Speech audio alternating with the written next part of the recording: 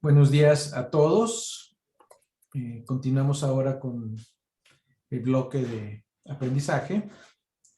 Y para la sesión de hoy tenemos como invitado al doctor Rafael Morales Gamboa, que es investigador y docente de la Universidad de Guadalajara y ha sido colega durante muchos años, y hace un año y medio más o menos, se incorporó al proyecto de la memoria asociativa. Afortunadamente, después de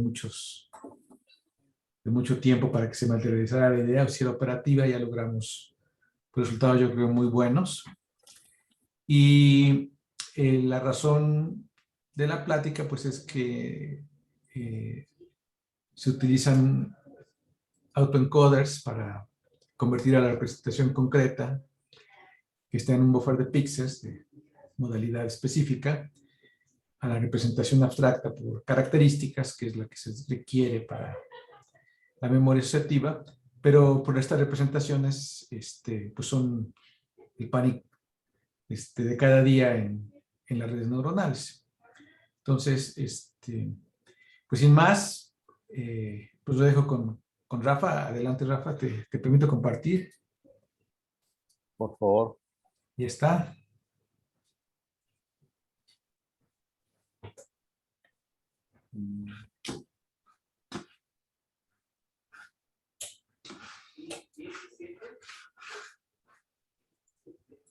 Bien, espero que vean mi pantalla.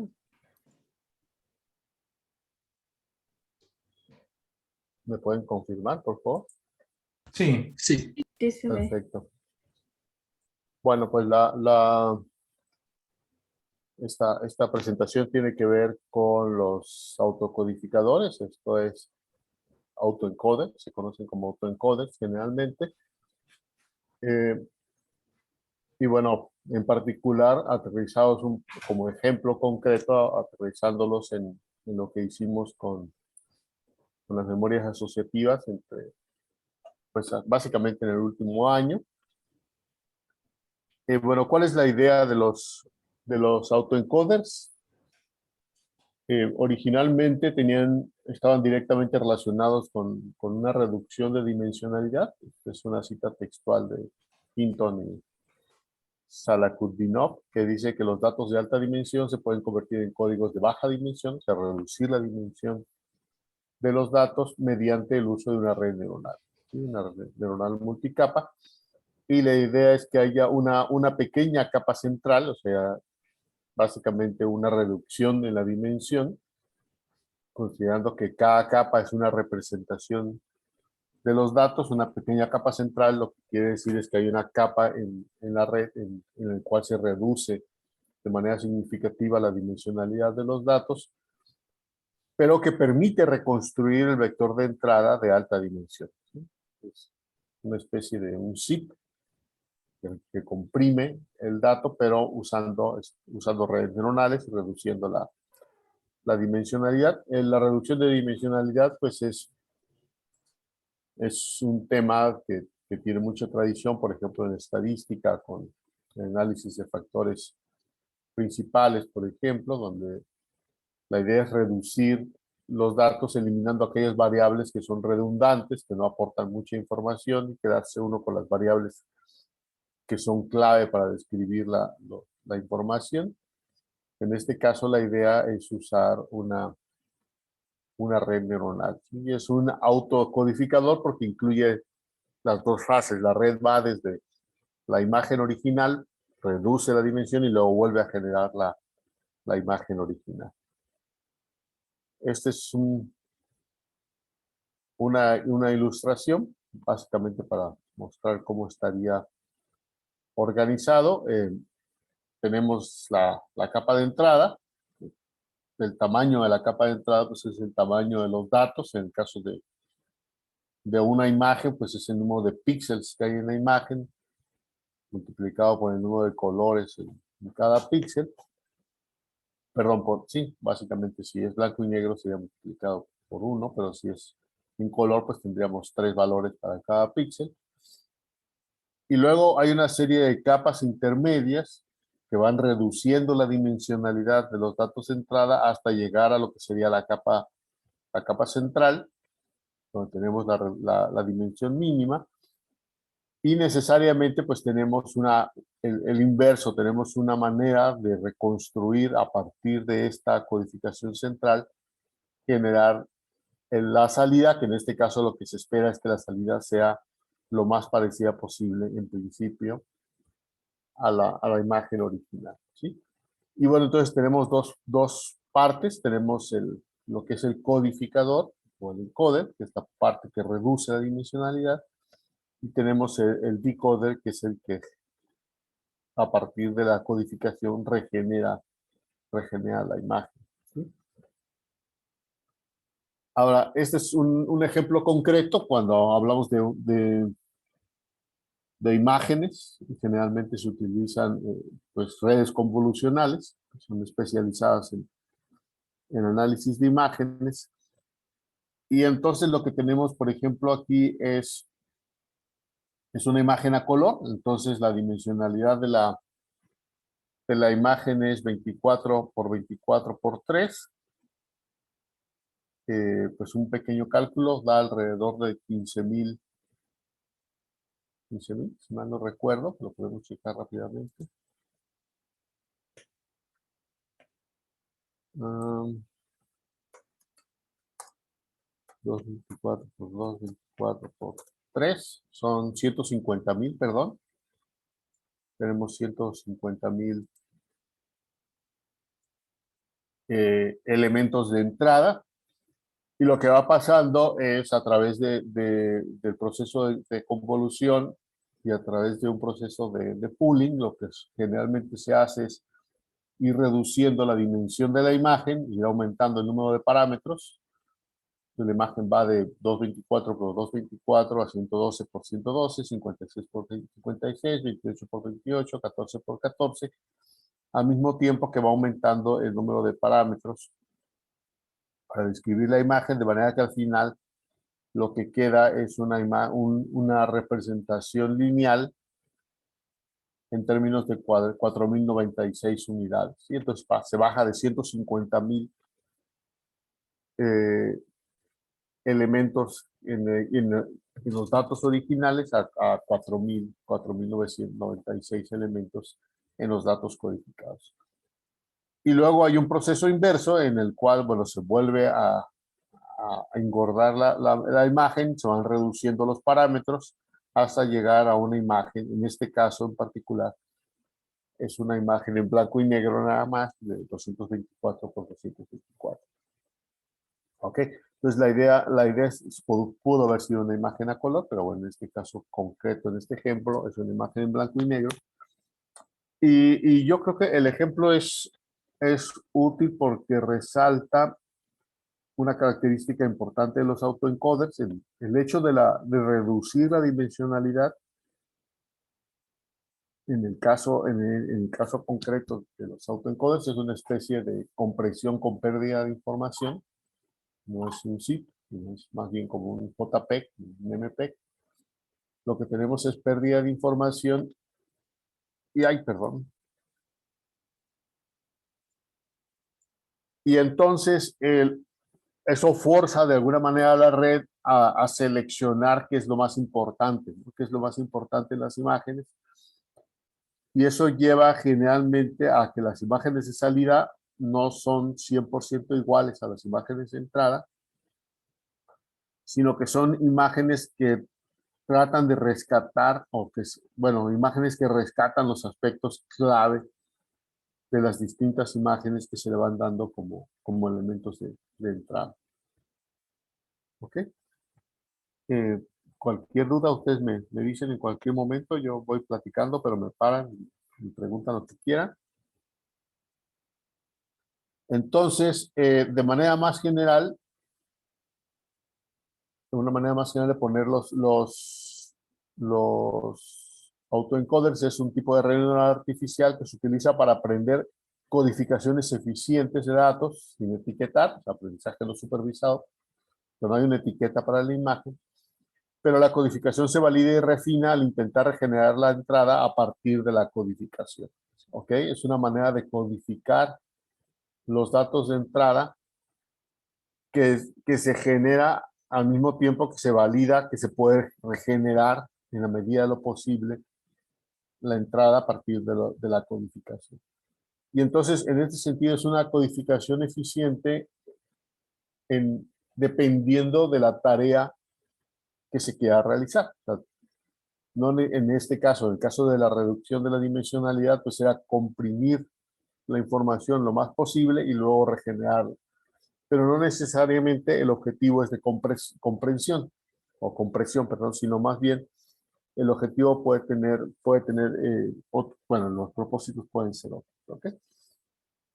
Entonces, ha habido algunos ejemplos interesantes. Bueno, aquí es una ilustración del que acabo de decir previamente. Bueno, entonces tenemos un autoencoder. El autoencoder genera una representación interna, que lo que dijimos rescata ciertos aspectos de los datos originales, que son clave y que dependen también del tamaño de la representación interna. Y esa información, esa codificación es usada para otro propósito. No necesariamente el propósito final es la regeneración de la imagen original, sino que la regeneración de la imagen original es, digamos, el requisito que cumple la codificación, pero el propósito de la codificación puede ser otro.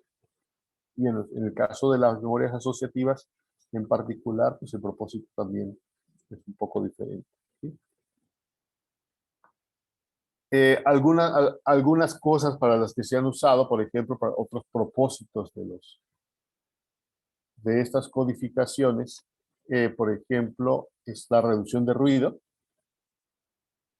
Se puede usar un autocodificador como una primera entrada, las primeras capas de la red neuronal, para reducir el ruido de entrada, limpiar la imagen y entonces usar la codificación para los procesos de clasificación, por ejemplo, ¿sí? Hablando también de clasificación, se habla también de la dispersión de la activación. Esto es, cuando tenemos una imagen de entrada, lo que puede pasar es que muchas neuronas vayan disparando. Si tengamos una representación muy compleja de la entrada en términos de una gran cantidad de neuronas que están disparando al mismo tiempo y que se traslapan, o sea, distintas imágenes o distintas clases de imágenes disparan en los mismos grupos de neuronas, ¿no? Entonces, para lo que se usa, por ejemplo, en este caso, el autoencoder es para separar las neuronas que disparan, de manera que tenemos una representación intermedia donde cierto tipo de imágenes manchan, digamos, generan imágenes manchadas de un lado, en cambio otros tipos de imágenes generan activaciones de otros grupos de neuronas, de manera que se separa la activación de las neuronas y entonces eso permite que la clasificación pueda ser más eficiente, porque ya no se trata necesariamente de distinguir los patrones entre una gran cantidad de neuronas, sino más bien se restringe por el tipo de secciones de neuronas que disparan dependiendo de las imágenes originales. Y hay un ejemplo muy interesante también, que es generación de datos nuevos, que son los autocodificadores variacionales, donde lo que se hace es introducir aleatoriedad. Normalmente en las redes neuronales hay aleatoriedad en el proceso de entrenamiento, pero una vez que están entrenadas, ya pues se comportan de manera determinista, o sea, se le meten datos de entrada y va a producir siempre el mismo dato de salida.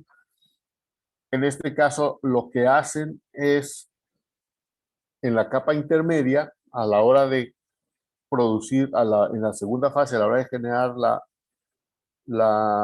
o incluso antes, pero básicamente alrededor de la capa central, lo que se hace es meter una distribución de probabilidad, básicamente una distribución, en este caso una distribución normal, que lo que hace es generar cierta variación en la codificación y cierta variación en la decodificación, De manera que incluso aunque la red ya esté entrenada, no necesariamente produce siempre las mismas salidas dependiendo de la misma entrada.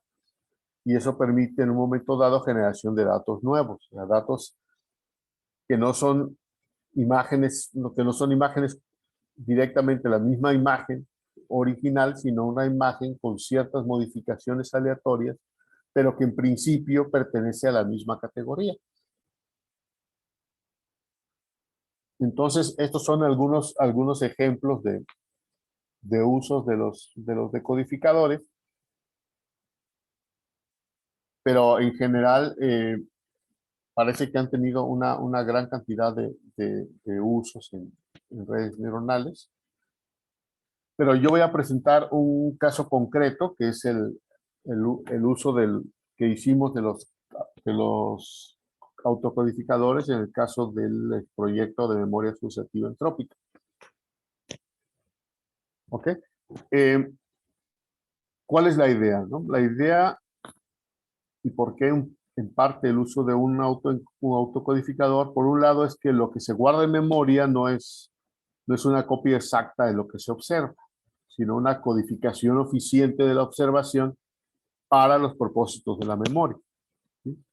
Entonces, uno, aún y cuando sea, digamos, una escena que es particularmente importante para nosotros, no se guardan todos los detalles de la observación, sino que la observación es procesada y lo que se guarda en memoria es una codificación eficiente para los propósitos de la memoria.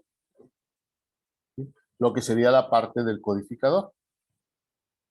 Luego, cuando se recupera un recuerdo, cuando nos acordamos de, no sé, una escena que es importante para nosotros, el proceso de la recuperación de la memoria es más bien un proceso de construcción a partir de la codificación eficiente. Como no tenemos la imagen fotográfica en la cabeza de lo que observamos, entonces es un proceso de reconstrucción a partir de esa codificación que se hizo de la escena.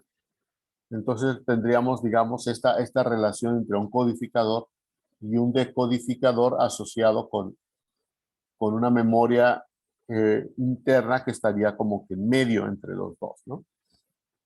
Y por otra parte, esa construcción no se realiza a partir directamente, nada más a partir de recuerdo de esa escena, sino que en general, no sé, ustedes tendrán esa experiencia, los recuerdos se van como intercalando, ¿no? Entonces el recuerdo se va modificando conforme vamos teniendo experiencias nuevas. Entonces la imagen original o nuestro recuerdo original de una situación se le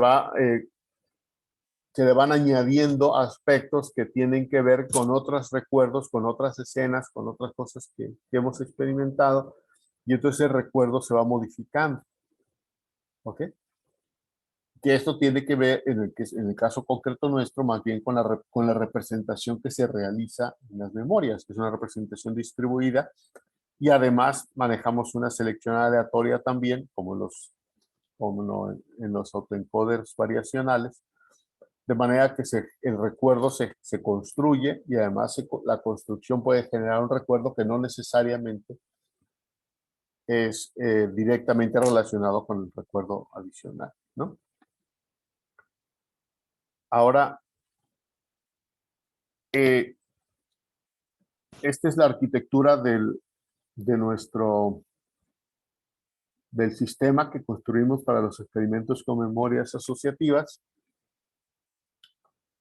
Y lo que tenemos aquí, por ejemplo, es la entrada, igual que en el caso, esta es una red convolucional, entonces se parece mucho al modelo que presentamos previamente, que era es una red convolucional con estas características, nada más las imágenes. En nuestro caso trabajamos con MNIST. MNIST es una base, supongo que ya ha oído hablar de él, pero es una base de datos de imágenes de dígitos en blanco y negro. Entonces no es una imagen a color, pero el esquema es muy parecido. Entonces lo que tenemos es el buffer de píxeles, que es básicamente la imagen original, El tamaño, pues depende igual del número de columnas por el número de renglones, por el número de colores, que en este caso eran 28 por 28, que dan 784, si mal no recuerdo, porque nada más es un color. Y entonces eso entra a una red convolucional que reduce la dimensión, en nuestro caso reduce la dimensión a 64 características, una reducción al menos del 10%, que se reduce a 64 características,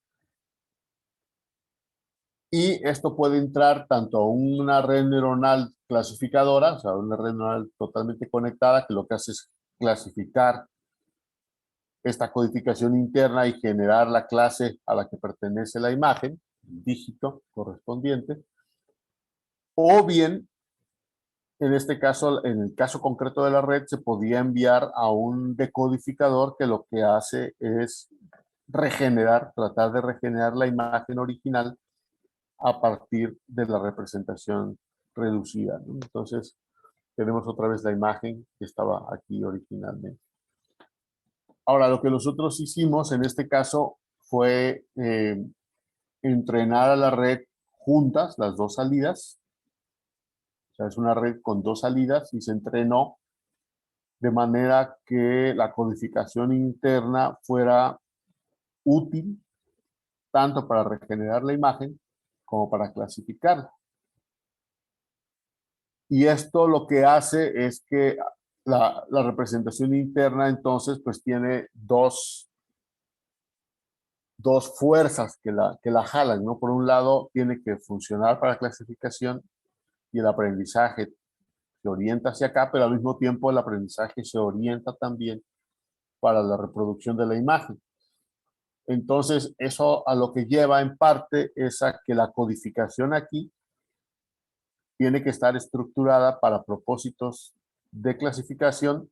Lo que hace es que aquí la representación interna ponga más atención a las diferencias entre clases en las imágenes y no nada más a las diferencias entre las distintas imágenes, sino que es las diferencias entre las imágenes, pero también entre las clases de imágenes, y eso se ve en los resultados. ¿Okay?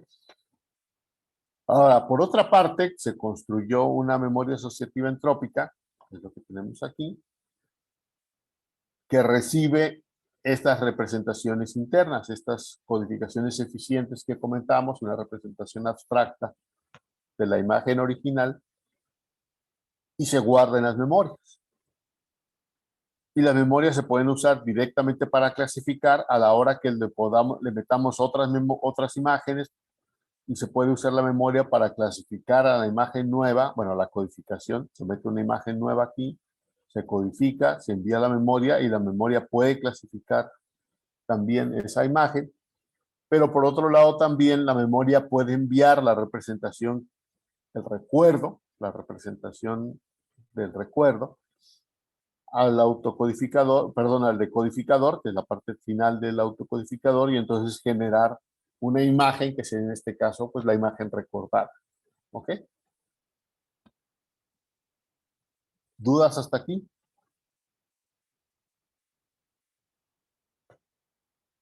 ¿Ninguna? Bueno, entonces, ¿cómo hacemos esto? Por ejemplo, en el caso del codificador, que es la primera parte del autocodificador, es una red convolucional.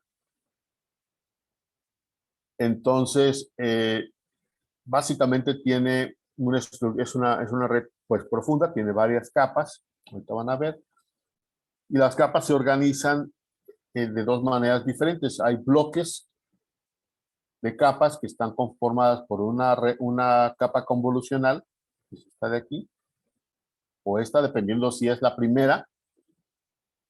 Si es el bloque inicial, pues entonces es un poco diferente porque hay que ponerle el input shape, o sea, el formato de la imagen de entrada. Pero bloques como este más adelante, pues ya son diferentes, ya no necesitan tener el input shape y ya nada más tienen el resto de la configuración de la capa convolucional. Y luego hay una normalización de los datos de salida. Y esto es lo que genera, ¿no? Y el resultado, pues, es la capa de salida, los resultados de la capa de salida.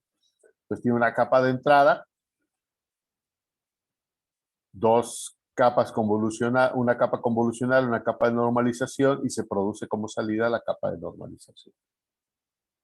El otro tipo de codificador, que es básicamente este tipo de bloque, lo que hace es analizar la imagen, o sea, cruzar los bits en las imágenes, generar representaciones intermedias de las imágenes. No hay un cambio en la dimensión de la imagen. Sigue siendo como entró, sale, pero lo que se hace es buscar relaciones entre diferentes regiones de la imagen y generar representaciones intermedias. En cambio, este otro tipo de bloque es un poquito diferente porque hace lo mismo que el anterior, pero luego hay un max pooling que lo que hace es reducir la dimensión de la imagen, que es la fase donde la imagen reduce su dimensión, y luego hay un dropout cuya función básicamente es meter un poco de ruido en el proceso para evitar que se sobreentrene la red, ¿sí? O sea, es evitar que la red se ajuste a los datos de entrada, a los datos de entrenamiento, y permita que funcione mejor con los datos de validación y con los datos de prueba. ¿Ok? Entonces, en este caso sí hay una reducción de dimensionalidad debido en este caso al max pooling, que es el que reduce la dimensión de la imagen. Y esto se usa en el decodificador, perdón. En esta manera tenemos una capa con batch, o sea, una capa que nada más recodifica la imagen. Luego tenemos una capa que reduce el tamaño de la imagen. Luego tenemos dos capas que codifican la imagen. Y luego otra vez una capa que reduce la imagen, y así vamos, ¿no? 2 con 1, 2 con 1, 2 con 1.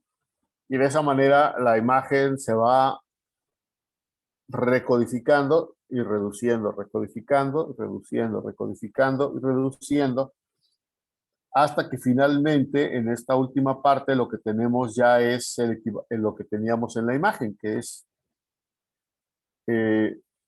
una imagen de 1 por 1, ya es una imagen de un bit, o sea, de 1 por 1, por una serie de parámetros, que en este caso nosotros manejamos 64, ¿se acuerdan? 64 parámetros. Tenemos una imagen de 1 por 1 por 64, y esto se aplana, que es la parte final de aquí, hay una normalización, y luego se aplana, que lo que hace entonces es generar un vector de 64 características, y ese es el que se devuelve. ¿Ok? Ese es el codificador. Y la entrada y la salida del codificador, que es esta, se envía al decodificador. Es esta parte, se envía aquí como parámetro al decodificador, y el decodificador hace el proceso contrario. ¿Ok? Primero tenemos una capa densa, que lo que hace es conectar todo con todo. Se le cambia la forma, porque teníamos una capa, un vector de 64 por 60, perdón, de 64 características. Esto se mete en una capa densa grande, de 7 por 7 por 32. Y luego se le cambia la forma, se deja de, tenemos una capa densa larga, es un vector largo, y luego se cambia a una matriz de 7 por 7 por 32, y luego mediante un proceso de convolucional transpuesta, lo que hace es ir creciendo la imagen, y se va creciendo la imagen, y se va creciendo la imagen, y se va creciendo la imagen, hasta generar una imagen con solamente un parámetro, que es el color, pero va a tener 28 por 28. Y esto es lo que se genera como imagen de salida. ¿Ok? Entonces, de un lado tenemos el proceso convolucional de comprimir la imagen y generar los vectores de características, Y por el otro lado tenemos el proceso de tomar el vector de características e irlo convirtiendo gradualmente en una imagen, aumentando el tamaño de 7 por 7 hasta 28 por 28. ¿Ok? Y finalmente el decodificador también recibe el mismo dato de entrada, que es el dato perdón, el clasificador recibe los datos del codificador, y en este caso lo que tenemos nada más es dos capas densas, dos capas densas con un dropout para evitar el sobreentrenamiento, y genera pues la clasificación, ¿no? La clasificación de la imagen. Eso es, digamos, en detalle la programación de la arquitectura que presentaba previamente, el codificador, el decodificador y el clasificador. ¿Ok? Ahora, si esto lo vemos ya en términos de cómo queda la estructura de la red, esto es lo que estamos usando aquí, TensorFlow. TensorFlow, pues ya lo habrán visto en presentaciones anteriores sobre aprendizaje, pues es una biblioteca de Google que incorpora software libre que ya existía, como es el caso de Keras y otros, para generar una biblioteca muy, muy, muy fácil de usar por un lado y muy, muy poderosa para aprendizaje por computadora. Y lo que genera como salida, en este caso dijimos que mostrara cómo era la red. Y aquí podemos ver las diferentes capas de la red. Y todo esto es el codificador. Tenemos la entrada, que es de 28 por 28 por 1. Aquí no hay parámetros para entrenar. Luego tenemos una capa convolucional que genera 28 por 28 por 32 parámetros. Se normaliza, la normalización no hace nada, no afecta en nada la estructura, nada más lo que hace es normalizar los datos de salida. Luego tenemos otra capa convolucional del mismo tamaño, la normalización del mismo tamaño, de manera que hasta aquí tenemos una imagen de una matriz de 28 por 28 por 32. Y es el max pooling el que reduce la dimensionalidad. En este caso es un max pooling de 2 por 2, lo que hace reducir la dimensionalidad a 14 por 14. Y luego tenemos el dropout, que igual no afecta, lo único que hace el dropout es que elimina un porcentaje de las salidas de aquí hacia acá aleatoriamente, de manera que pues lo que está haciendo es meter ruido en los datos de entrada, fundamentalmente. Y luego tenemos otra vez la capa convolucional que mantiene la estructura, los dos bloques, y luego el max pooling, que lo que hace otra vez es volver a reducir la dimensionalidad de la matriz en las dos dimensiones iniciales. Y aquí al final lo que hacemos es aumentar el número de parámetros a 64, la normalización, y se vuelve a aplicar otro max pooling, y se vuelve a aplicar otro max pooling, hasta que queda finalmente de 1 por 1 por 64, que es lo que les decía, y esto se aplana y entonces queda un vector de 64. ¿Ok? Y bueno, aquí vamos teniendo la lista de parámetros que se van sumando con cada capa. El max pooling no tiene parámetros, el dropout tampoco. Realmente los únicos que tienen parámetros es las capas convolucionales y las normalizaciones. El flatten tampoco tiene parámetros. Entonces la salida del decodificador es esta. Es un vector de 64 por el número de entradas, por el número de datos de entrada, perdón. Y esto entra, por un lado,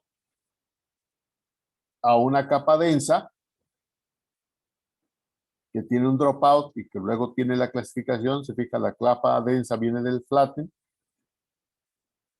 Ay, perdón. Luego hay un dropout que toma la capa densa. Perdón.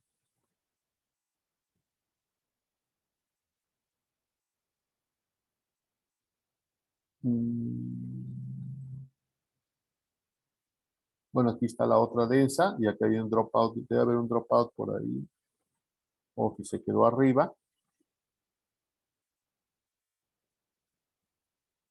Está el clasificador que toma el dropout 4 y el dropout 4 toma la capa densa de acá arriba. ¿Sí? Entonces, esta junto con este dropout, junto con este, forman el clasificador y el resto pues es la otra capa densa. Perdón, esta capa que toma el flatten, que se lo pasa al dropout y este dropout se lo pasa al clasificador. Eso es lo que forma el clasificador. ¿Sí? Esta y esta. Y el resto es el decodificador, que es la capa densa inicial del decodificador, el reshape, la capa transpuesta, que originalmente nada más aumenta el número de parámetros, pero en el siguiente aumenta el tamaño, va creciendo, digamos, el tamaño de la imagen, como lo que sería la imagen.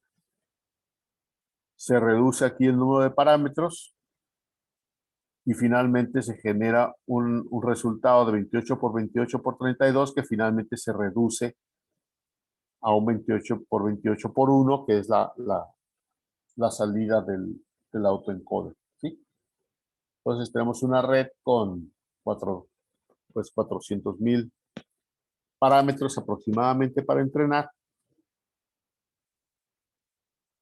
que conforma, digamos, esta red con una entrada, que es la imagen original, y dos salidas. Por un lado, la clasificación de la imagen y por otro lado, la regeneración de la imagen a partir de la representación intermedia, que es una representación intermedia, como ya vimos, de 64 características.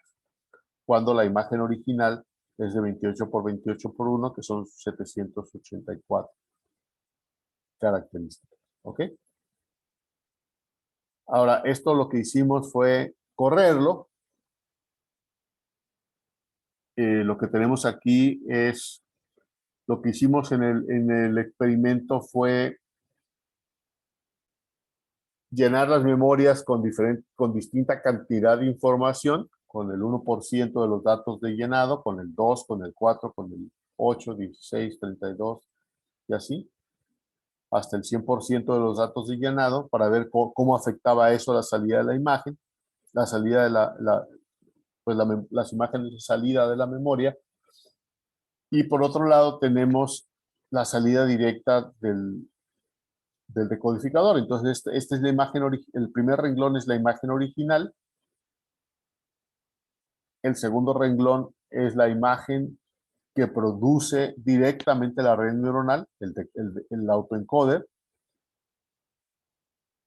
Y las restantes son imágenes que se producen cuando la imagen original se mete al decodificador, pero la salida no se manda al autoencoder, al decodificador directamente, sino que se mete a las memorias, se mete a las memorias como una pista, se genera un recuerdo, ese recuerdo se pasa al decodificador y el decodificador genera la imagen. ¿Ok? Entonces, aquí, de la capa del tercer renglón en adelante, hay un proceso intermedio que es la conversión, digamos, de la codificación original de la imagen en un recuerdo de parte de la memoria y luego la salida de la memoria se pasa al decodificador. ¿Ok? Observando el caso específico del decodificador, del autoencoder, por ejemplo, lo que podemos observar aquí es que la imagen de salida no es directamente la imagen de entrada, sino que el decodificador de alguna manera se puede ver así, está limpiando la imagen y está generando una imagen equivalente más limpia y que se acerca más, digamos, a una especie como de prototipo de la imagen. Y por ejemplo, aquí expande un poco el 2, redondea aquí el 3, se fija, va quitando cosas. limpia la imagen, el 5 lo endereza tantito, ya se cierra el 8, ya hace algunas otras características que lo que hace de alguna manera es generar como una imagen prototípica, ¿sí? Y esta imagen corresponde al mejor caso, que es el caso en el que las memorias respondieron incluso llenadas al 1%, ¿sí? Que generalmente corresponde con imágenes muy bonitas, imágenes muy claras de los dígitos. El segundo caso que ocurrimos en el experimento fue el caso aleatorio, donde seleccionamos al azar, no escogimos los mejores casos, sino una selección al azar, y eso lo que nos genera, por un lado, son imágenes que no necesariamente son tan bonitas, como las pueden ver aquí arriba, por ejemplo el 5, el 2. Y en este caso lo que sucede es que las memorias a veces no recordaban, o sea, la imagen, las características no eran suficientes o no alineaban con la información contenida en las memorias, entonces la memoria simplemente no respondía, dice, no reconozco esas características. Por ejemplo, en este caso llenaba al 1%, ya cuando se llenaba más iba respondiendo dependiendo en cada caso. En algunos casos respondía a partir del 2%, en otros a partir del 3%, o en otros incluso se tuvo que llenar hasta el 32, al 64% para que las imágenes respondieran. Y en el caso del autoencoder, pues igual se observa un proceso de limpieza. ¿Sí? Se fija muy claro en el caso, por ejemplo, del 3, cómo se limpia el 3, el 5, ¿sí? El 8, que se le quita toda esta parte ¿sí? muy sui generis y queda más el 8 más tradicional. Entonces, es otra vez esa idea, ¿no? El autoencoder no hace en este caso una codificación sin pérdida de información que permita generar una imagen idéntica a la imagen original. Depende, en este caso, de dos parámetros. Uno, del tamaño de la codificación. Como se redujo la codificación a menos del 10%, pues entonces el entrenamiento de la red tuvo que esforzarse por generar una representación de lo más relevante de las imágenes. Y por otro lado, el hecho de que esté orientado hacia la clasificación también afecta en la generación como de prototipos por tipo de imagen. ¿Ok? Entonces, el último caso que trabajamos fue el peor caso, donde escogimos imágenes en los cuales la memoria no respondía, o sea, que la memoria no reconocía esas imágenes en los casos de prueba. ¿Sí? Aquí se puede observar, o incluso la memoria llena al 100% no reconocía las características de esas imágenes. Y pues son imágenes, pues sí, por ejemplo, un 0 muy alargado, un 1 con patitas y con este ganchito al inicio, un 2 muy aplastado, un 3 que casi no tiene parte de abajo, un 5 que parece un 6 que no tiene bolita abajo, entonces un 9 que casi parece un 0 o una A, por ejemplo, en este caso, y que la memoria no reconoció. El autoencoder necesariamente, como red neuronal, tiene que producir una salida, entonces genera necesariamente una imagen, y en algunos casos alcanza a hacer algo, entonces dice, bueno, esto parece un 0, parece un 1, alcanza a recuperar el 2, alcanza a recuperar el 3 y lo limpia un poco. En el caso del 5, el codificador se equivoca y dice, no, esto es un 6, este también es un 6, el 7 lo confunde un poco, queda un poco entre un 7 y un 9, el 8 parece más bien un 7 a la hora de la salida y el 9 pues lo confunde con un 0. Entonces, esta es la salida del decodificador en este caso. Y bueno, los otros dos ejemplos que hicimos fue meter ruido en las imágenes. La diferencia con perdón, déjame. La diferencia con el ejemplo de reducción de ruido que les comentaba antes, es que en el caso de reducción de ruido, el autocodificador se entrenaba con imágenes con ruido. Se le da la imagen con ruido como dato de entrada y la imagen original sin ruido como dato de salida, de manera que el autoencoder aprende a quitar el ruido de las imágenes. En este caso no, en este caso el autoencoder se entrenó para recuperar las imágenes originales completas, pero luego se le metieron imágenes con ruido para ver qué hacía, básicamente. ¿Ok? Tanto el decodificador como las memorias. Entonces, como pueden ver aquí, este es un caso, el mejor caso, digamos, para las memorias, con cierta tolerancia del lado de las memorias, pero aún así hay un buen tramo en el que las memorias no reconocen las características. Dicen, bueno, pues es que yo no puedo saber si este es un 1. Puede ser un 7, por ejemplo. Si pueden fijar aquí, el 1 y el 7 pues son prácticamente idénticos. Y el 9, si tantito suben la bolita para arriba, también sería lo mismo. Entonces la memoria es lo que están diciendo en estos casos es, pues no reconozco, esto puede ser un 5, puede ser un 3. Entonces la memoria simplemente no reconoce cuando le ponemos cierta tolerancia, que es la parte de abajo. En este caso particular, le dijimos a la memoria que fuera un poquito más tolerante y entonces empieza a generar salida. Pero el autoencoder sí, pues siempre genera salidas. Y como pueden ver, pues en algunos casos funciona bien. Aquí alcanza a recuperar un 0, un 1, un 2.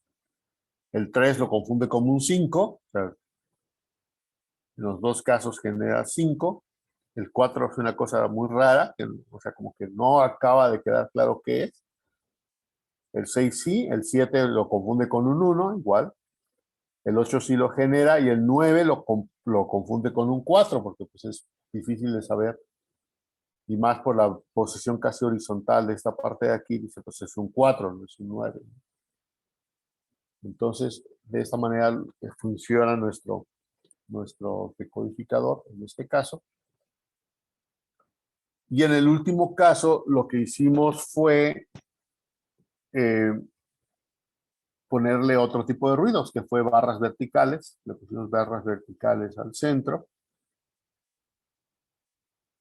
En este caso, las memorias, igual aquí es con un alto nivel de tolerancia que le pusimos, el nivel de tolerancia más alto que manejamos, para que las memorias reconocieran más claramente los dígitos. Con poco nivel de tolerancia no lo hacían. Y en el caso del autoencoder, pues como decíamos, como red neuronal, tiene que producir una imagen de salida necesariamente y lo hace bastante bien. Se fijan, aquí es un 0, un 1, un 2, un 3, un 4, 5, 6.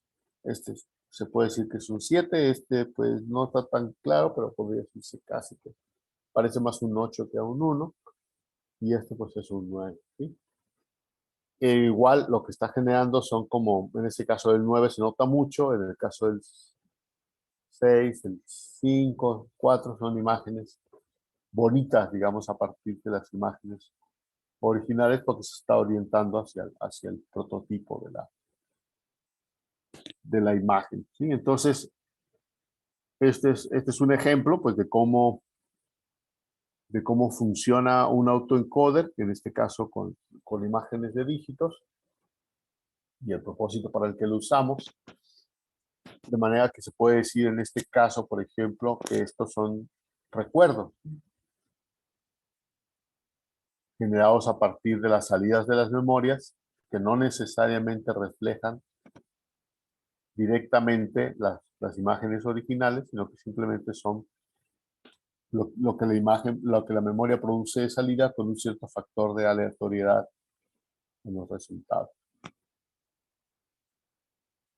Y bueno, les quería completar un poco ya nada más con referencias, el artículo de Hinton, que es habla precisamente sobre la reducción de dimensionalidad de datos con redes neuronales.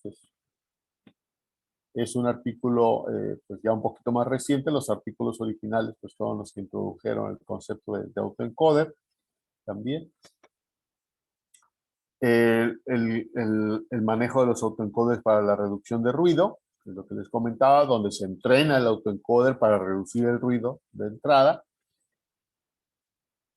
Los autoencoders para distribuir, digamos, la activación y generar mejor clasificación.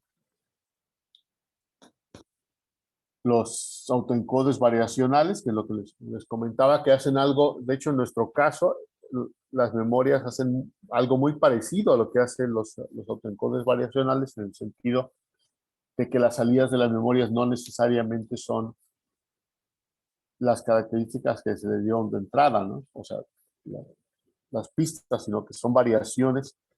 Incluso ni siquiera necesariamente es un conjunto de características que se puso en la memoria en algún momento, sino que es una construcción a partir de las memorias y que introduce un cierto factor de aleatoriedad.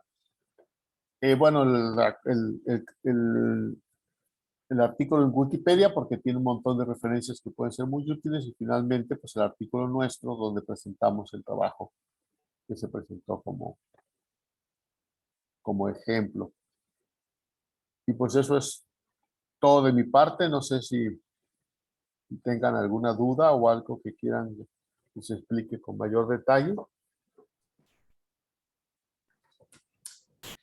Pues muchas gracias, Rafa. Creo que un panorama bastante amplio de los autoencoders y la aplicación. Y, y pues creo que da una perspectiva también adicional a lo que ya hemos venido en el módulo de aprendizaje. Y pues se dan cuenta ustedes de que conceptualmente los autoencoders son una herramienta muy importante para las redes neuronales profundas.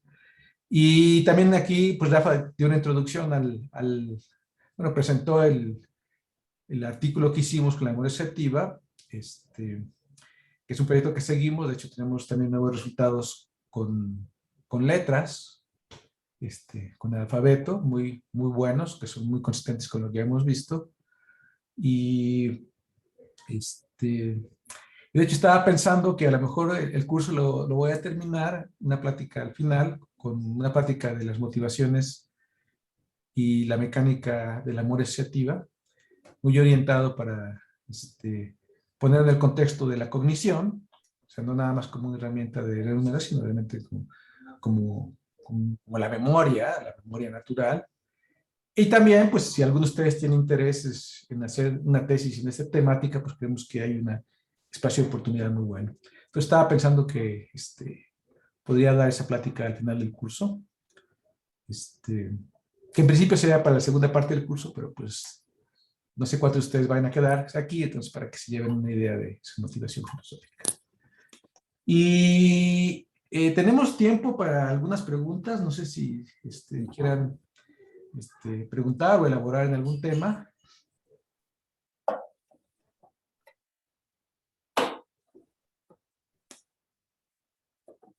Sí. Adelante. Pues Rafa, o sea, ya sabes que aquí en esta situación nada más hay dos posibilidades. ¿O no entendieron nada? Perfectamente claro y no hay ninguna duda, o nadie entendió absolutamente nada en esa pregunta. Uno siempre tiene que mantener la incertidumbre respecto a estas dos posibilidades en este tipo de discusión. Pero dado que fue muy buena la plática, creo que todos te entendieron perfectamente todo. Muy bien. Sí, bueno, quería poner los ejemplos concretos del código para que vieran cómo se ve realmente. Actualmente construir una red neuronal es muchísimo más rápido, muchísimo más fácil que antes, ¿no? Realmente ya hay una colección de capas y de maneras de estructurar la red que las convierte en una especie Lego, ¿no? Yo quiero una capa convolucional y quiero una capa de esta y quiero una capa de esta, y entonces ya las capas ya están predefinidas, ya nada más hay que poner ciertos parámetros. En este caso nuestro, pues el número de características que queríamos seguir teniendo para representar la información. El tamaño del kernel, que cuando ya supongo que lo vieron con ¿cómo se llama? Bueno, en las redes neuronales profundas, pero una capa convolucional básicamente toma una región de la imagen, ¿no? Va barriendo la imagen usando una región de cierto tamaño. En este caso usábamos tamaño de 3x3, entonces para cada región de 3x3 en la imagen genera una salida, pero todo el proceso de convolución y todo, pues ya está ahí, ¿no? Entonces es muy, muy fácil armar una red, claro, ya para generar un primer comportamiento, pues aceptable, ¿no? Ya de ahí en adelante, pues si uno quiere mejorar ese comportamiento, entonces ya es empezar a buscar ya, pues a lo mejor el tamaño del kernel no es el adecuado, o estamos, por ejemplo, algo que puede pasar es que estemos pasando muy rápido, ¿no? Que tengamos muy pocas capas, entonces estemos pasando muy rápido de nuestro caso, del dato inicial a la capa, a la caracterización intermedia.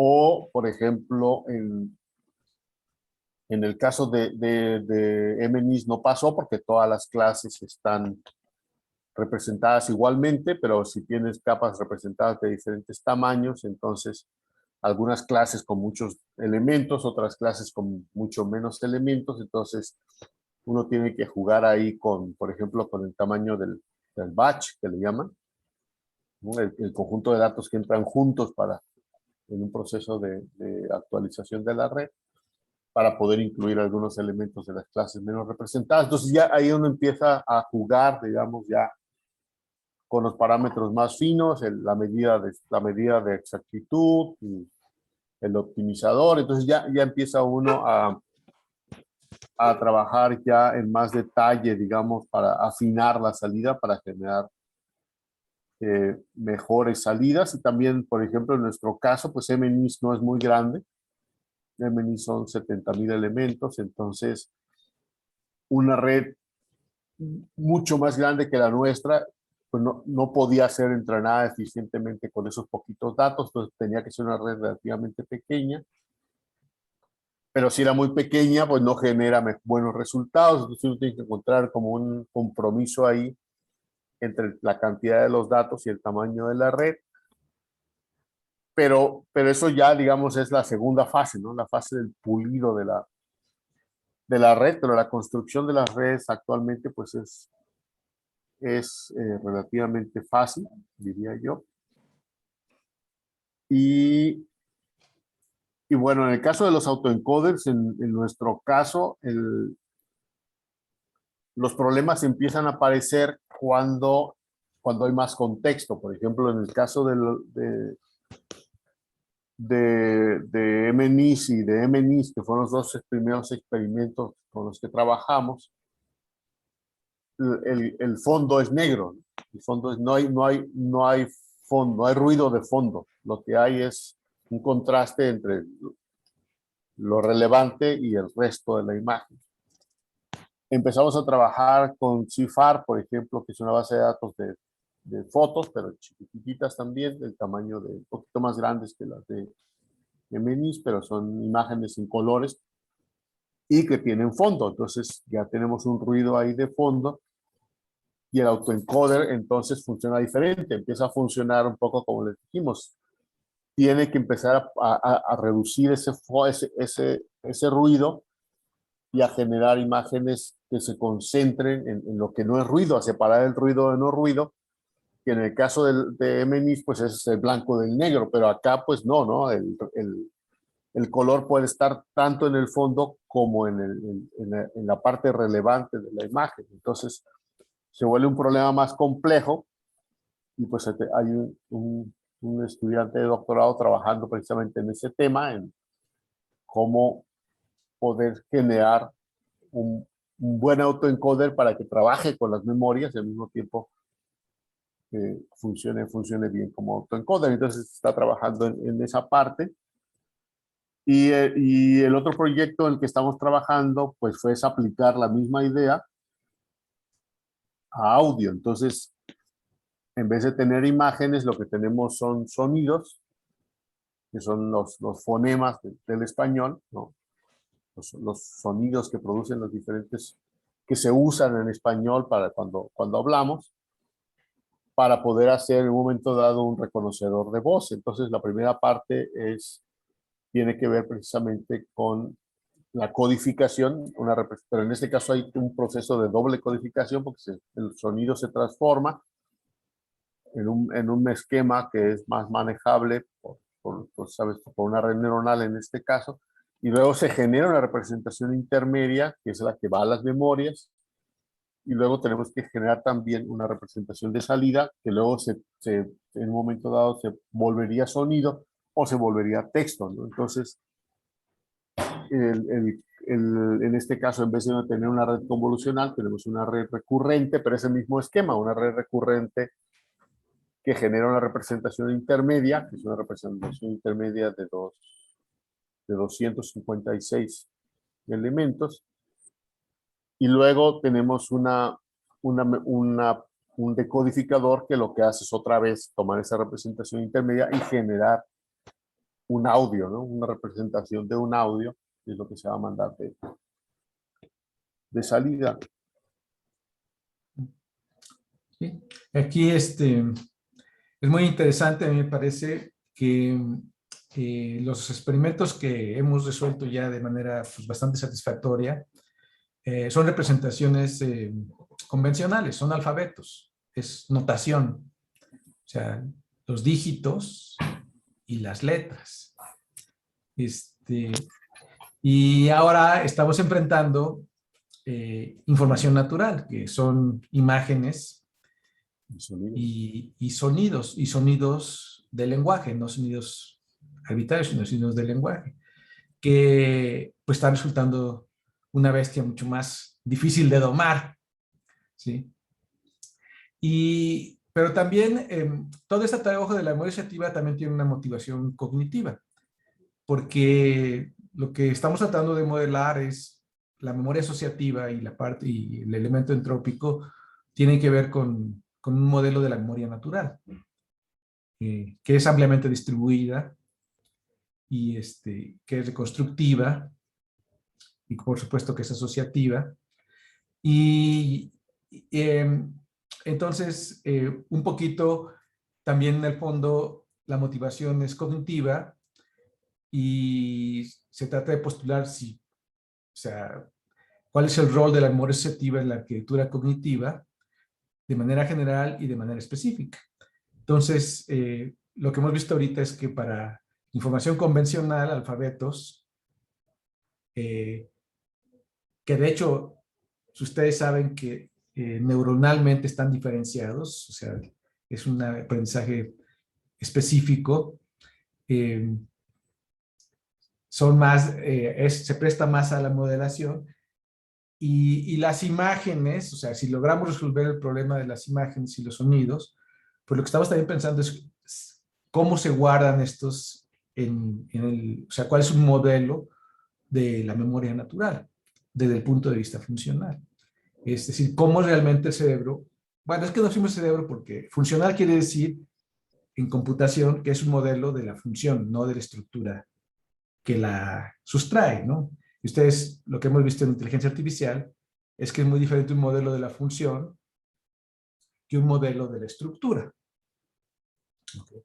Entonces, computacionalmente estamos orientados al modelo de la función, pero es muy interesante cómo la memoria puede estar, cómo las imágenes o los sonidos pueden almacenarse en un sustrato representacional de manera distribuida y su funcionalidad corresponda a la funcionalidad que se exhibe de manera observable en un agente inteligente, ¿no? Y claro que ya si tienes un modelo funcional, pues ese modelo funcional puede inspirar a modelos que sean estructurales, ¿no? Por ejemplo, ¿no? ¿Sí? Entonces, esa es una motivación más científica. De hecho, en las redes neuronales artificiales son modelos funcionales, no son modelos estructurales. O sea, el cerebro no hace lo que hacen las redes neuronales artificiales, por muchas razones, ¿no? Y ahí hay una discusión filosófica muy, muy interesante que tiene mucha gente muy ocupada, algunos de manera muy sustanciosa y otros de manera muy poco productiva, pero que hay mucho ruido ahí, hay mucho ruido. De hecho, tengo un artículo en esa discusión que no les he platicado, se llama El modo de computación, que si quieren luego les comparto, de cuál es mi postura ante todas esas discusiones. Bueno, entonces, si no hay más preguntas, estaba pensando que sí valdría la pena terminar el curso con la Yo sí clase. tengo una, Sí, perdón. adelante. Perdón, apagué mi video para que se transmita bien el audio. En el caso del audio, ¿cómo es que ustedes miden qué tan buena es la salida? Bueno, mira, la pregunta que estás diciendo, responderla de manera técnica es bastante complicado, pero te puedo dar un poquito cualitativamente el contexto en lo que lo estamos haciendo. Estamos utilizando un corpus de audio que nosotros recopilamos en el mismo proyecto, el antecesor del proyecto Golem, se llama el proyecto DIME, que quiere decir Diálogos Inteligentes Multimodales Español. Recolectamos un corpus muy amplio del habla del español de México. Ese corpus fue diseñado para ser muy informativo y se grabó de manera controlada en una cámara sin ruido, con un micrófono de muy alta calidad y se etiquetó manualmente por fonetistas que nosotros mismos entrenamos en el proyecto, con un alfabeto fonético que nosotros mismos diseñamos para el español de México porque no había ese alfabeto. Ese proyecto duró 6 años. O sea, son 6,000 oraciones y tardamos en etiquetarlo casi 5 años. El artículo tardó 6 años en salir. Y tenía varios procesos de control de calidad y finalmente cuando tuvimos el corpus lo utilizamos para generar reconocedores de voz.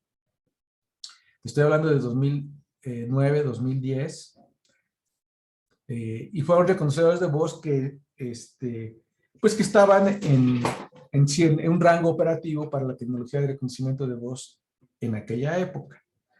Y el corpus ha sido muy solicitado, ha sido muy utilizado internacionalmente. Entonces es un corpus de muy buena calidad y la diferencia de este corpus con respecto a casi todos los demás recursos que hay de habla es que la transcripción se hizo por seres humanos entrenados como fonetistas.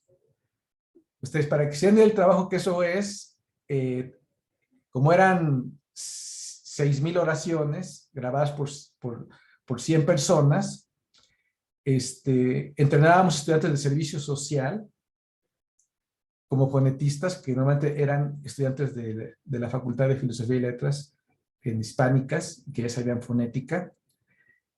Y entre las herramientas generábamos una transcripción fonética esperada para la oración. Como tenemos la ortografía, por reglas fonéticas, nosotros generábamos automáticamente cuál era lo que se esperaba que la gente dijera, y con herramientas que nosotros utilizamos y adaptamos. Entonces el rol de la persona era escuchar los fonemas y ver si eran los que esperados o si no corregirlos y marcar las fronteras entre fonema y fonema. O sea, para la transcripción manual. Y nosotros dábamos un servicio social completo con la transcripción de 480 oraciones. O sea, así, imagínense la cantidad de trabajo que era. Entonces, es muy útil. Entonces, ese es el recurso que estamos utilizando como base. Y Y luego, le digo, construimos una gran cantidad de reconocedores de voz porque con las validaciones cruzadas se construyeron 600 versiones de los reconocedores de voz, combinaciones de modelos acústicos y modelos de lenguaje, para poder detectar el error de reconocimiento de voz. Entonces sabemos que era un recurso bueno, fonética y tecnológicamente.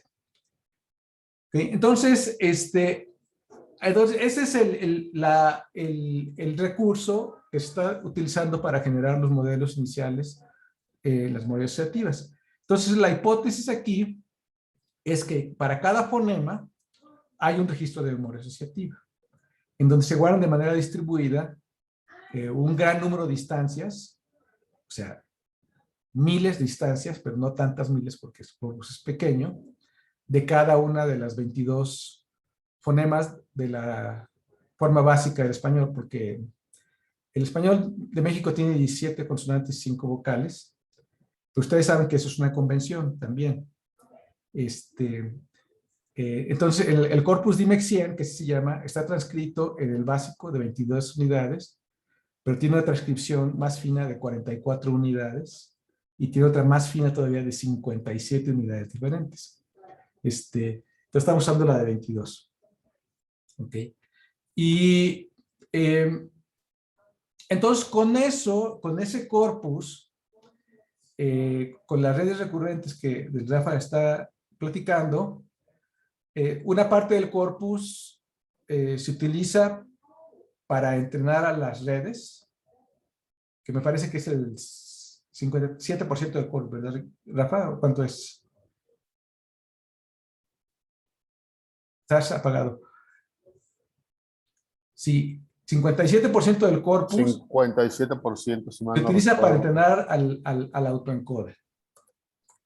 Y luego el 33% se utiliza para llenar a la memoria, porque o sea, una memoria tiene que tener información para funcionar. ¿Sí? O sea, si yo recuerdo algo es porque ya lo guardé en mi memoria. ¿Ok? Entonces, cada instancia del corpus de recuerdo se da de alta, se registra como una instancia en los registros de memoria asociativa, que es un recuerdo. ¿Ok? Y luego hay un 10% del corpus que se dejó para probar. O sea, corpus que no se utilizó ni en entrenamiento de las redes ni del recuerdo. Y entonces la idea es ver cómo ese recuerdo se registra en la memoria y después cómo se extrae en el recuerdo. ¿Ok? Y ahorita estamos peleándonos con ese monstruo, porque de hecho es muy poquito. O sea, ustedes tienen que pensar que los reconocedores de voz de hoy en día, los que tienen en Google, los de Microsoft, Cognitive Services, todo, usan cientos de miles de muestras de lenguaje para entrenarlos. Millones, de hecho. Millones. Pero no se entrenan manualmente, se entrenan por medio de alineaciones estadísticas que se hacen de manera automática. Y lo cual, pues es una cuestión de ingeniería para hacer reconocedores de voz muy eficientes, pero desde el punto de vista de aprendizaje, sobre todo aprendizaje natural, pues nosotros sabemos que la experiencia lingüística a la que se expone un ser humano para aprender el lenguaje es mucho más reducida. ¿Ok?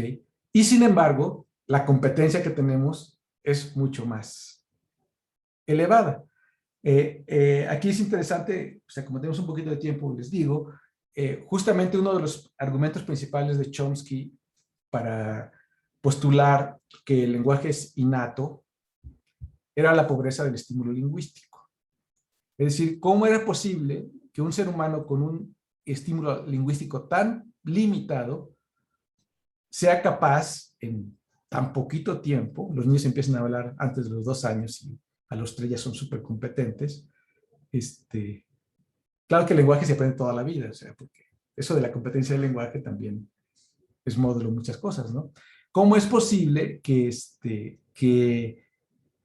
con esa experiencia limitada se logre, digamos, articular esa máquina de lenguaje en todos los niveles de representación lingüística, que van desde el nivel fonético, fonológico, entonativo, léxico, morfológico, sintáctico, semántico y pragmático. O sea que es una cosa increíble, ¿no?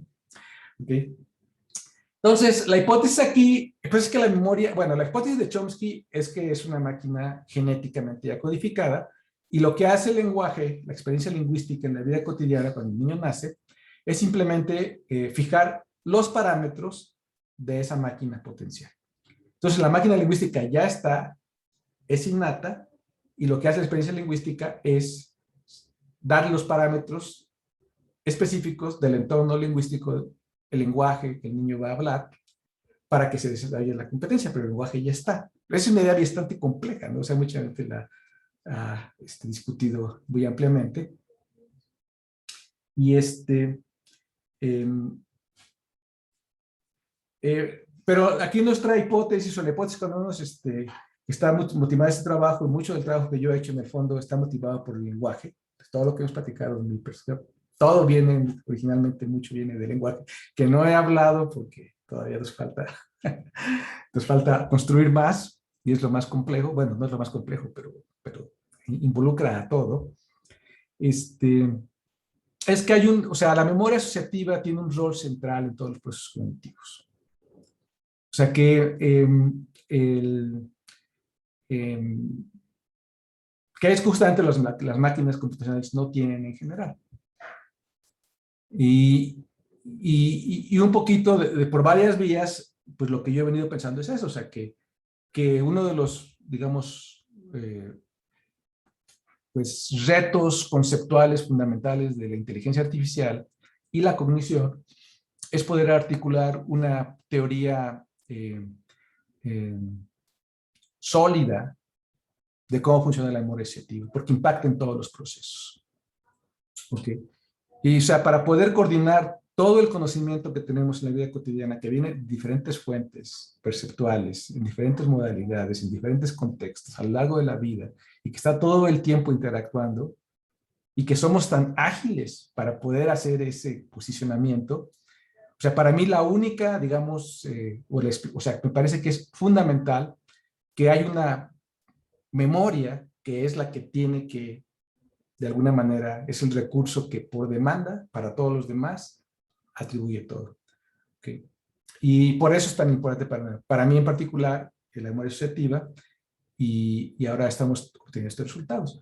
Y volviendo al otro asunto, el asunto original que platiqué, pues es muy interesante que con símbolos convencionales diseñados por los seres humanos, que son producto de una evolución cultural e histórica, tipográfica, hemos tenido resultados buenos. ¿Ok? ¿Sí? Y ustedes recordarán cuando vimos los artículos de Posner, que de hecho hay una parte que utiliza los símbolos fonológicos para leer y escribir, que se especializa y se educa, se entrena, ¿okay? Que es diferente de las, digamos, elementos pues, fonéticos, los que articulan el sonido, ¿no? Entonces aquí la hipótesis es esa, la memoria asociativa estamos viendo, pues posiblemente sí tengamos buen éxito en la parte de símbolos convencionales, pero el reto es pensar que hay una memoria asociativa que está en el centro de la maquinaria fonética mental. Y el otro es que las imágenes, que estamos usando fotografías, pero las imágenes también se tienen que codificar, almacenar de manera distribuida para poder hacer las asociaciones que se requieren dinámicamente para poder interactuar con el mundo en tiempo real. ¿Okay? Entonces, esa es la motivación, digamos, filosófica y teórica de esto. Entonces, y sí ha sido muy interesante que el hecho de enfrentarnos a la información fonética y a la información de imágenes, con ese pequeño elemento conceptual que se agrega, que están en cierto contexto, en cierto fondo, ha hecho, pues, la empresa está siendo más complicada. Estamos luchando contra ese monstruo en este momento. Okay. Entonces, por eso... Sí, bueno, no sé. Sí, adelante, Rafa. Nada más quería comentar dos casos. En el caso del audio, lo que se hace es analizar el espectro, pues básicamente su descomposición pues la transformada de Fourier básicamente, y entonces lo que se hace es que se toman los elementos más importantes y se genera una cosa que se llaman MFCCs, no me acuerdo exactamente. Mel, frequency, coefficients. Entonces el audio, que es fundamentalmente un vector muy largo, ya representado computacionalmente, porque tenemos, por ejemplo, un muestreo de 16,000 valores por segundo, entonces tienes un vector muy grande. Ese vector grande se transforma en este caso se transforma en vectores de 26 elementos por el número de muestras que se realiza del audio. Entonces, en nuestro caso tenemos un muestreo de 8. Tenemos 8 vectores de 26 parámetros. Y eso representa aproximadamente un audio de 95 milisegundos. ¿Ok? Sí, o sea, el muestreo, cuando estamos escuchando el lenguaje, el muestreo es de cada 10 milisegundos más o menos. Y eso se conforma con cierta corriente de opinión en neurociencias que dice que muestreamos más o menos a esa frecuencia, tanto en audio como en imagen. ¿Okay? O sea que estamos nosotros haciendo ese proceso continuamente. Adelante, César. No. Entonces nada más es eso. El dato de entrada a la red no es el audio original, sino es esa recodificación, porque el dato original es muy grande. Sí, y la salida del decodificador, perdón, nada más para cerrar, la salida del decodificador es también un vector de 26 por 8, ¿no? O de 8 por 26, más bien. Sí, nada más completando, los Mel Frequency Coefficients es como dice Rafa, están basados en la transformada de Fourier. Lo único es que tiene un proceso para favorecer las frecuencias que ocurren en el lenguaje hablado por los humanos. Entonces, de alguna manera limpian el ruido de fondo que no es, que posiblemente no es componente del habla. Entonces, básicamente, lo que pretenden modelar esos coeficientes son los fonemas, pero ya el sonido siempre se ocurre o sea, el lenguaje siempre ocurre en el contexto de sonido, de ruido, pues. Entonces, estos coeficientes hacen algo para quitar ese contexto y nada más centrarse en las frecuencias que corresponden a lo que es propiamente el habla, que también es un modelo, pero es muy, muy ampliamente utilizado en reconocimiento de voz. Sí, y bueno, nada más a lo mejor para cerrar, en este caso, como yo lo veo, es el codificador, bueno, y Luis también lo ha planteado así, el codificador es como el sensor, pues nuestros ojos, ¿no? Nuestros oídos. Es el que recibe la información original y genera una representación interna que es la que va a la memoria. Sí. El punto es qué es lo que hace el decodificador. Y pareciera que el decodificador es como el proceso nuestro interno que genera el recuerdo. Y el recuerdo no es necesariamente una imagen como la vemos, sino es un recuerdo, algo adentro, como una, no sé, Luis, pues Luis tiene más información al respecto, como una especie de pantalla interna donde vemos la imagen, pero esa imagen no es una imagen real, ¿no? Sí. Y yo creo que en el caso de los dígitos, la diferencia entre la imagen real y la imagen recordada es mucho menor que en el caso de imágenes reales. El recuerdo es muy diferente de la imagen real. Sí. Sí, y eso es lo que está generando los problemas, ¿no? Sí, sí, hay muchas cosas que, o sea, toda esa discusión es súper compleja, ¿no? Pero una idea es esta, o sea, tenemos nosotros en las zonas primarias imágenes que se llaman retinotópicas, que son análogas a lo que se percibe en la modalidad de la percepción, que son las zonas primarias de la percepción cerebral, del cerebro.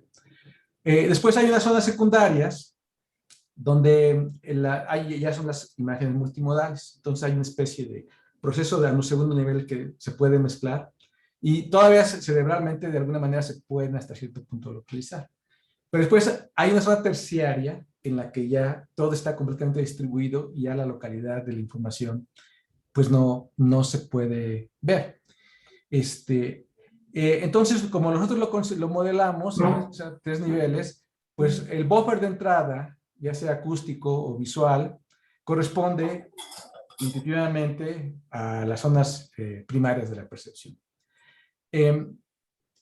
Y luego, lo que hace el decoder, el encoder, es convertir esa información modal específica a una información, una estructura de atributos valor o una función o una estructura de características que ya es amodal.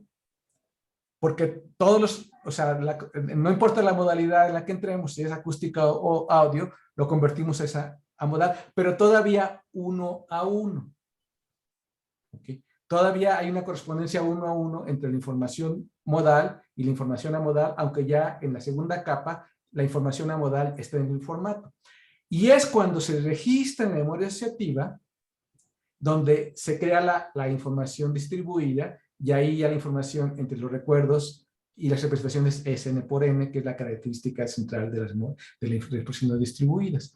Entonces, con eso, cuando se pone distribuido, cuando se sobrepone toda la información en la memoria, entonces ya se pierde completamente la noción. Es completamente amodal, pero al mismo tiempo es completamente distribuido. Entonces son las 3 capas que están en nuestro, digamos, esquema. Y el rol del encoder corresponde a las zonas de la percepción que mapean zonas primarias y zonas secundarias. Y no digo toda la percepción porque ya les digo, el rol de la percepción es producir interpretaciones. Y el decoder correspondería al rol de las áreas motoras, que toma la información de manera distribuida y entonces genera la información que se representa en una modalidad específica para que se exprese. Y digo motoras porque, o sea, estamos hablando de una imagen, pues, o sea, es como tener la imagen, pero es cuando uno la puede dibujar, pero también si es cuando uno habla, pues sería la representación que hace que se mueva, o sea, que el lenguaje se exprese, o también simplemente ustedes pueden pensar que el decoder es el que crea la representación que se requiere para mover directamente un dispositivo, como por ejemplo un carro autónomo, por ejemplo, ¿no?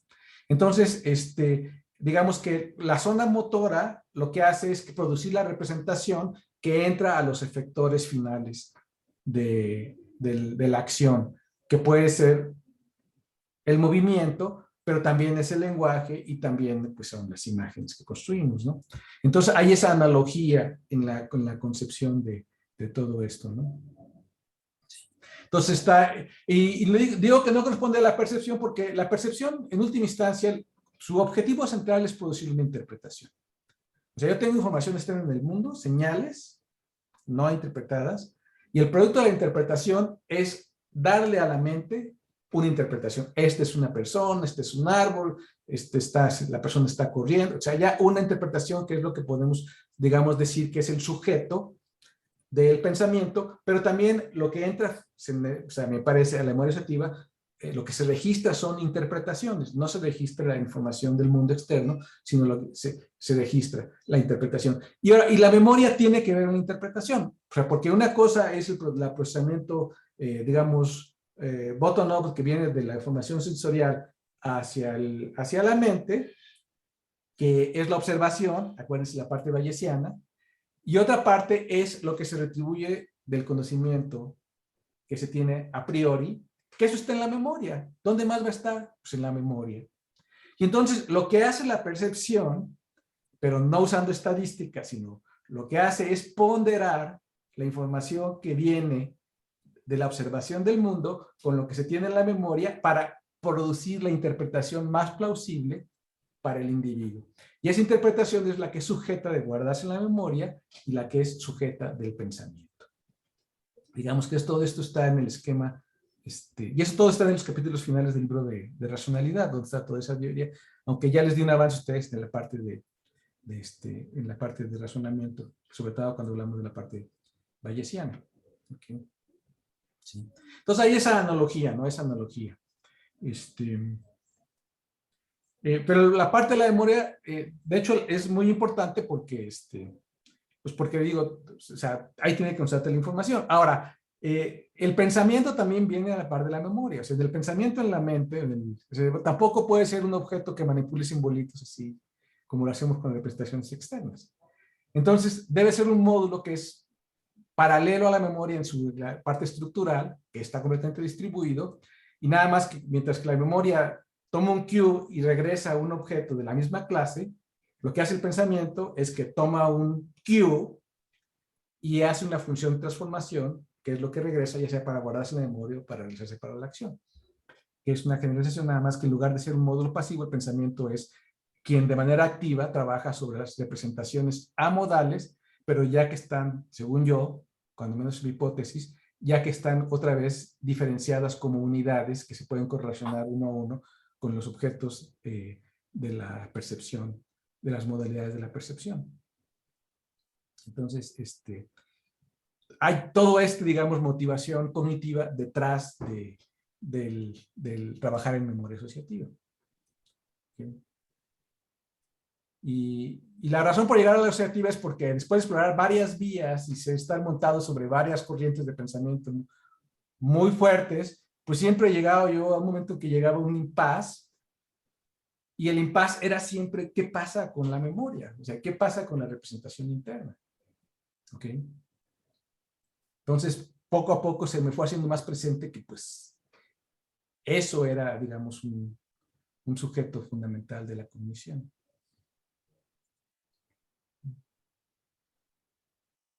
Bueno, pues ya nos pasamos hoy hace un tiempecito. Así es. Muchas gracias, Rafa. Gracias a todos. Terminamos el próximo martes con el otro capítulo que me parece fundamental para entender lo que está pasando hoy en día en la inteligencia artificial, que es el aprendizaje por refuerzo. Porque si ustedes ven Science y Nature, y que es cada número, hay 1 o 2 aplicaciones de inteligencia artificial en ciencias, en astronomía, en química, en biología molecular, en ingeniería, en la tecnología, casi siempre en general, desde mi percepción, lo que van a ver es que hay un ejercicio en el que hay una gran cantidad de información empírica que se procesa con redes neuronales profundas de algún tipo y utiliza aprendizaje por refuerzo y hacen modelos para fenómenos ante los cuales antes no se podía hacer nada porque eran simplemente no computables. O no tenían solución analítica o la solución analítica era no computable. Entonces, esta combinación es lo que ha dado su lugar, y lo que nos falta ver de estos elementos es justamente el aprendizaje con refuerzo, como es el otro, y eso lo va a dar Iván Mesa, que ha estado trabajando muy profundamente en esos aspectos, sobre todo con lenguaje. Y con eso terminamos el módulo y luego ven sus artículos. Y termino con la plática de la motivación de la memoria asociativa, si gustan, en la última sesión del curso. ¿Okay? Bueno, muchas gracias. Nos vemos entonces el próximo martes. Gracias. Hasta luego. Gracias. Luego. Gracias, Rafa. A ti.